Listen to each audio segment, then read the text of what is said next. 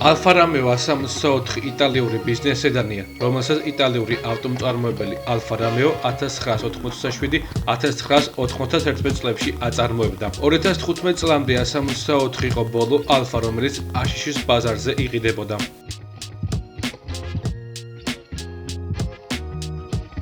Alfa Romeo 164 არის Fiat-ის Alfa Romeo-სა და Saab-ის გუნდური მუშაობის შედეგი. 80-იანებში სამივე კომპანიას ბიზნეს კლასის ავტომობილის შექმნა სურდა, მაგრამ ეს პროცესი საკმაოდ ხარჯიანი იყო. სწორედ ფინანსების დაზოგვის მიზნით Alfa, Fiat და Saab გაერთიანდა და შეიმუშავეს Tipo Quattro პლატფორმა. ამ პლატფორმაზე 80-იანების ბოლოს Alfa Romeo 164, Fiat-მა Lancia Tema და Saab-მა 9000-იანი მოდელი წარადგინეს.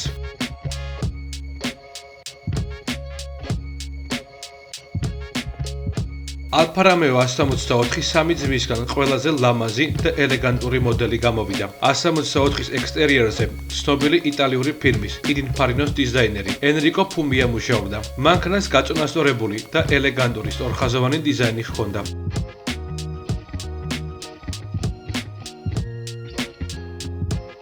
ტექნიკური კუთხით Alfa Romeo 164 ძალიან საინტერესო მოდელია. მისი საბორავების ბაზა 2660 მმ უდრის. მისი წონა 1200-დან 510 კმ-ს შორის მერყეობდა. 164-ს ძრავების მრავალფეროვნება ახასიათებდა. პოტენციურ მყიდველს არჩევნის გაკეთება 3 ერთმანეთისგან განსხვავებული 2 ლიტრიანი ძრავისგან, 3 ლიტრიანი V6-ისა და 2 5 ლიტრიანი ტურბო დიზელ შორის უწევდა.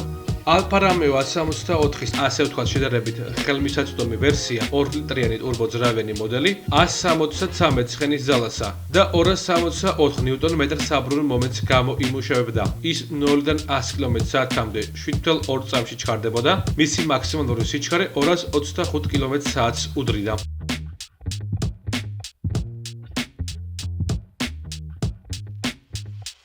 Alfa Romeo 164-ის წარმოების ბოლოს 1990 წელს სპორტული ვერსია 3 litrიანი V6 კვადროფოლიო ვერდე შეემატა. ჯამში 5 წლის მანძილზე Alfa Romeo 164-ის 273 და 857 ერთეული შექმნა.